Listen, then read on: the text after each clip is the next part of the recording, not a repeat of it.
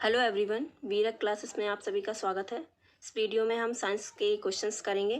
तो ये इसका टेस्ट 4 होगा। इसके पहले के जितने भी टेस्ट हैं वो चैनल पर जाके आप देख लीजिए, क्योंकि ये बहुत ही इंपॉर्टेंट हम सीरीज़ चला रहे हैं साइंस की। तो इसमें सारे क्वेश्चंस वो भी लिए गए हैं जो प्रीवियस ईयर क्वेश्चन से पूछे गए हो, चाहे वो एसएससी का हो या रेलवे या और भी कोई एग्ज़ाम हो। सभी के यहाँ पर मिक्स क्वेश्चंस रखे गए हैं। तो वीडियो स्टार्ट करते हैं। वीडियो अच्छा लगे लाइक शेयर एंड सब्सक्राइब ज़रूर करें। तो ये सीरीज़ लगातार चलती रहेगी, इसमें काफ़ी सारे क्वेश्चंस करवाए जाएंगे। तो स्टार्ट करते हैं। फर्स्ट क्वेश्चन है, निम्नलिखित में से एक समान घूर्णन अवधि व परिक्रमा अवधि खगोलीय पिंड है। इसमें पूछा गया है कि ऐसा कौन सा पिंड है जिसकी एक समान घूर्णन अवधि के साथ साथ परिक्रमा अवधि भी जो है वो पूर्ण होती है। तो ए चंद्रमा, बी बुध, सी शुक्र या डी यूरेनस। तो इसका राइट आंसर हो जाएगा चंद्रमा। चंद्रमा वो पिंड है जो जिसकी घूर्णन अवधि और परिक्रमा अवधि एक समान होती है। इसी कारण जो चंद्रमा का हमें एक भाग जो है बस दिखाई देता है, जो उसका अगला जो दूसरा पार्ट होता है वो हमें नहीं दिखाई देता है, क्योंकि चंद्रमा जो है अपने अक्ष पर तो घूमता ही है। ये चंद्रमा है तो ये अपने अक्ष पर तो घूम ही रहा है और साथ ही साथ पृथ्वी का भी ये चक्कर लगाता है। ठीक है, अपने अक्ष पर घूमते हुए ये पृथ्वी का भी चक्कर लगा लेता है। तो ये जो पृथ्वी का चक्कर लगाता है वो परिक्रमा अवधि कहलाती है, और जो चंद्रमा अपने ही अक्ष पर घूमता रहता है अपनी ही कक्षा में वो घूर्णन अवधि कहलाती है। ठीक है तो इसी कारण जो चंद्रमा का हमें एक भाग दिखाई देता है। अगला है, धुलाई मशीन के कार्य करने का सिद्धांत। धुलाई मशीन के कार्य करने का सिद्धांत है केशिकत अपकेंद्रीकरण, निस्तारण या विसरण। तो इसका राइट आंसर क्या हो जाएगा? अपकेंद्रीकरण। ठीक है, तो धुलाई मशीन के कार्य का सिद्धांत है अपकेंद्रीकरण। अगला क्वेश्चन है, कौन से ग्रहों के उपग्रह नहीं है? ऐसा कौन सा ग्रह है जो जिसके उपग्रह नहीं है? मंगल, शुक्र, बुध और शुक्र, मंगल और बुध, नेपच्यून और प्लूटो। तो इसका राइट आंसर क्या हो जाएगा?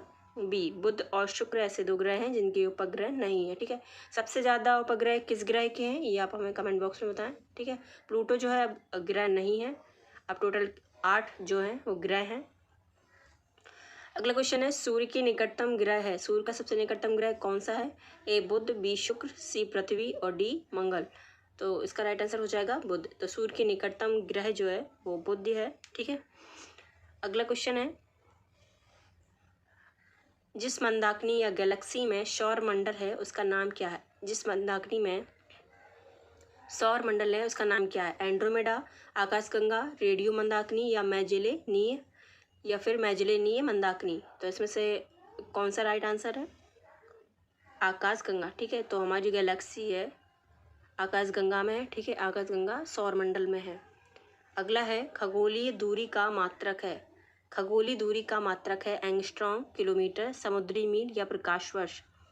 तो यहाँ पे खगोलीय दूरी की बात हो रही है, तो इसका राइट आंसर हो जाएगा 6 का डी, प्रकाश वर्ष। ठीक है, प्रकाश वर्ष इसकी ये काफ़ी बार एग्जाम में पूछा जाता है कि प्रकाश वर्ष का मात्रक क्या है, तो दूरी है। ठीक है, खगोलीय दूरी का मात्रक क्या है? प्रकाश वर्ष। ठीक, अगला क्वेश्चन है, सूर्य में ऊर्जा के जनन की प्रक्रिया क्या कहलाती है? यूरेनियम का विखंडन है, हीलियम का संलयन है, हाइड्रोजन का संलयन है या उपरोक्त सभी प्रक्रियाओं का संयोजन है। ठीक है, तो इसमें पूछा है सूर्य में ऊर्जा के जनन की प्रक्रिया है यूरेनियम का विखंडन, हीलियम का संलयन या हाइड्रोजन का संलयन या फिर ये तीनों। तो इसका राइट आंसर क्या हो जाएगा? सी, सूर्य में जो ऊर्जा का जनन होता है या ऊर्जा उत्पन्न होती है वो हाइड्रोजन के संलयन के द्वारा होती है। ठीक है, अगला क्वेश्चन है, नाभिकीय रिएक्टर में विमंदक का कार्य कौन करता है? द्वितीयक न्यूट्रॉनों की संख्या को विमंदित करना, बी है द्वितीयक न्यूट्रॉनों को धीमा करना, सी है विखंडनीय नाभिकों की संख्या में वृद्धि करना या डी है विखंडन अभिक्रिया को नियंत्रित करना। नाभिकीय रिएक्टर में जो विमंदक होता है उसका क्या कार्य होता है? इसका राइट आंसर हो जाएगा द्वितीयक न्यूट्रॉनों को धीमा करना। ठीक है, द्वितीयक न्यूट्रॉनों को धीमा करना विमंदक का कार्य होता है। अगला क्वेश्चन है, रेडियो कार्बन काल निर्धारण तकनीक का प्रयोग किसमें किया जाता है? चट्टानों की आयु निर्धारण करने के लिए, मिट्टी की आयु निर्धारण करने के लिए, जीवाश्मों की आयु निर्धारण करने के लिए या फिर भवनों की आयु निर्धारण करने के लिए। तो इसका राइट आंसर हो जाएगा रेडियो कार्बन जो है वो जीवाश्मों की आयु निर्धारित करने के लिए उपयोग में लाई जाती है। अगला क्वेश्चन है, रेडियो समस्थानिक या आइसोटोप है जो विघटन नाभिक होते हैं, जिनके नाभिक रेडियो तरंग उत्सर्जन करते हैं, जिनका प्रयोग रेडियो सेट में किया जाता है, या इनमें से कोई नहीं। रेडियो समस्थानिक या फिर कहें आइसोटोप है जो विघटन नाभिक होते हैं, ठीक है, जो विघटन नाभिक होते हैं रेडियो समस्थानिक कहलाते हैं। 11 क्वेश्चन है, एक भारी नाभिक या न्यूक्लियस के तात्क्षणिक विघटन की परिघटना कहलाती है। ए विघटन नाभिक कहलाती है, या रेडियो एक्टिविटी भी बोलते हैं, या नाभिक विखंडन कहलाती है, नाभिक संलयन कहलाती है, अंतःस्फोट या इम्प्लोजन कहलाई जाती है। ठीक है, एक भारी नाभिक के तात्क्षणिक विघटन की परिघटना क्या कहलाती है? तो इसका राइट आंसर हो जाएगा रेडियो एक्टिविटी कहलाती है, रेडियो एक्टिविटी कहलाती है। अगला क्वेश्चन है, परमाणु के नाभिक में क्या पाए जाते हैं? परमाणु के नाभिक में पाए जाते हैं प्रोटॉन व न्यूट्रॉन, प्रोटॉन व इलेक्ट्रॉन, न्यूट्रॉन व इलेक्ट्रॉन, या फिर केवल न्यूट्रॉन। तो इसका राइट आंसर हो जाएगा परमाणु के नाभिक में प्रोटॉन व न्यूट्रॉन होते हैं। ठीक है, अगला क्वेश्चन है, यांत्रिक ऊर्जा को विद्युत ऊर्जा में परिवर्तित करने वाली युक्ति कहलाती है। यांत्रिक ऊर्जा को विद्युत ऊर्जा में परिवर्तित करने की युक्ति कहलाती है विद्युत सेल, ट्रांसफर, डायनेमो, या फिर विद्युत मोटर। तो इसका राइट आंसर है डायनेमो। ठीक है, यांत्रिक ऊर्जा को विद्युत ऊर्जा परिवर्तित करने वाली युक्ति डायनेमो कहलाती है। अगला है, कंप्यूटर हेतु आवश्यक आईसी चिप सामान्यता निर्मित होती है। किसकी बनी होती है आईसी चिप? सीसा, सिलिकॉन, क्रोमियम या स्वर्ण यानी सोना। तो इसका राइट आंसर हो जाएगा आईसी चिप सिलिकॉन निर्मित होती है। ठीक है, तो 14 का हो जाएगा बी। अगला है, समुद्र की गहराई मापी जाती है तुंगता मापी से, फैदो मापी से, उत्प्लव घनत्व मापी से, या दाबांतर मापी से। ठीक है, तो समुद्र की गहराई नापी जाती है, इसका राइट आंसर हो जाएगा फैदो मापी से, फैदो मापी से। अगला है, मैक संख्या का संबंध है, जो कि आपने देखे होंगे मिसाइलों में इसका यूज़ किया जाता है। तो मैक संख्या का संबंध है ध्वनि के वेग से, जलयान के वेग से, वायुयान के वेग से, अंतरिक्षयान के वेग से। तो इसका राइट आंसर हो जाएगा वायुयान के वेग से। मैक संख्या का संबंध है वायुयान के वेग से। अगला है, पुरुषों की अपेक्षा स्त्रियों के स्वर के तीक्ष्ण होने का कारण क्या है? पुरुषों की अपेक्षा स्त्रियों के स्वर के तीक्ष्ण होने का कारण क्या है? ए उच्च आवृत्ति, उच्च आयाम, निम्न आवृत्ति, या कमजोर वोकल कॉर्ड यानी वाक तंतु। तो इसका राइट आंसर क्या हो जाएगा? उच्च आवृत्ति। उच्च आवृत्ति के कारण जो स्त्रियों का स्वर है वो तीक्ष्ण होता है पुरुषों की अपेक्षा। कैमरे का कौन सा भाग मानव नेत्र के दृष्टि पटल के सदृश है? लेंस, फिल्म, द्वारक या शटर? कैमरे का कौन सा भाग होता है जो मानव नेत्र के दृष्टि पटल के समान होता है या सदृश होता है? तो इसका राइट आंसर हो जाएगा फिल्म। फिल्म है जो कि मानव के नेत्र के समान होता है कैमरे में। अगला है, इंद्रधनुष का बनना वायुमंडल में वर्तमान जल की बूंदों द्वारा प्रकाश का क्या कारण है? परिपेक्षण हो जाता है, प्रकीर्णन होता है, या पूर्ण आंतरिक परावर्तन है, या फिर परिक्षेपण व पूर्ण आंतरिक परिवर्तन दोनों हुई है। इंद्रधनुष का बनना वायुमंडल में वर्तमान जल की बूंदों द्वारा प्रकाश का परिक्षेपण व पूर्ण आंतरिक परावर्तन दोनों ही है इसके कारण।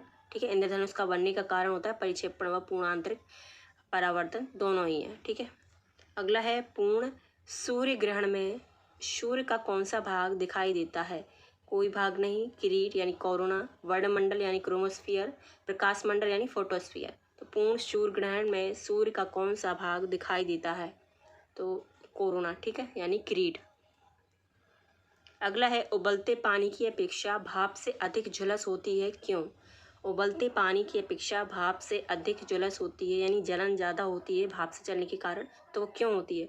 भाप त्वचा में घुस सकती है, भाप अधिक तापमान पर होती है, उबलते पानी की अपेक्षा भाप में अधिक ऊर्जा होती है, भाप उच्च दाब पर होती है। तो इसका राइट आंसर हो जाएगा सी, उबलते पानी की अपेक्षा भाप में अधिक ऊर्जा होती है, इसी कारण जो है भाप से अधिक जलन होती है। अगला है, ताप स्थायी या थर्मोस्टेट वह युक्ति है जो विद्युत उपकरण का स्विच ऑफ कर देती है, ताप मापन हेतु प्रयुक्त होती है, ताप नियमन हेतु प्रयुक्त होती है, या फिर ऊष्मा उत्पन्न करती है। ताप स्थायी यानी थर्मोस्टेट वह युक्ति है जो ताप का नियमन हेतु प्रयुक्त होती है, ताप नियमन हेतु प्रयुक्त होती है। अगला है, 23 क्वेश्चन है, वह ध्वनि जब ध्वनि एक माध्यम से दूसरे माध्यम में प्रवेश करती है तो अपवर्तित रहती है। चाल, आयाम, तीव्रता या फिर आवृत्ति। जब ध्वनि, क्वेश्चन है, जब ध्वनि एक माध्यम से किसी दूसरे माध्यम में प्रवेश करती है तो क्या अपवर्तित रहती है? तो इसका राइट आंसर हो जाएगा आवृत्ति। ठीक है, आवृत्ति जो है वो अपवर्तित रहती है एक माध्यम से दूसरे माध्यम में प्रवेश करते समय। अगला है, किसी झील में एक पत्थर फेंकने पर जैसे जैसे वह जल में नीचे डूबता जाता है उस पर उत्प्लावन बल क्या होता है? बढ़ जाता है, घट जाता है, पहले घटता है फिर बढ़ता है या फिर एक समान रहता है? तो एक झील में जब पत्थर फेंकते हैं तो वह जल में नीचे डूबता जाता है तो उससे उत्प्लावन बल क्या होता है? उस उत्प्लावन बल एक समान बना रहता है। तो 24 का हो जाएगा डी, एक समान बना रहता है। किसी पिंड का अधिकतम भार कब होगा? वायु में होगा, जल में होगा, हाइड्रोजन में होगा या निर्वात में होगा? किसी पिंड का अधिकतम भाग जो भार है उसका वेट है वो सबसे ज़्यादा कहाँ पर होगा? वायु, जल, हाइड्रोजन या निर्वात? तो इसका राइट आंसर हो जाएगा डी, निर्वात। 25 का है डी। अगला है 26, किसी पिंड का वेग 2 गुना होने पर उसकी गतिज ऊर्जा कितनी होगी? किसी पिंड का वेग 2 गुना होने पर उसकी गतिज ऊर्जा दोगुनी होगी, आधी होगी या 4 गुनी या फिर 1/4 रह जाएगी? तो इसका राइट आंसर हो जाएगा 4 गुना हो जाएगी। सी इसका राइट आंसर है। एक पिंड का वेग अगर 2 गुना कर देंगे तो उसका गतिज ऊर्जा कितनी हो जाएगी? उसकी गतिज ऊर्जा जो है वो 4 गुनी हो जाएगी। सी इसका राइट आंसर। इसका सूत्र आपको मालूम होगा, ये है KE 1/2 mv²।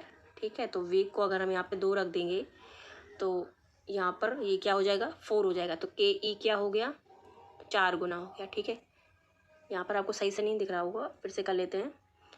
KE बराबर होता है, यानी गतिज ऊर्जा जो है किसी पिंड की गतिज ऊर्जा होती है 1/2 mv²।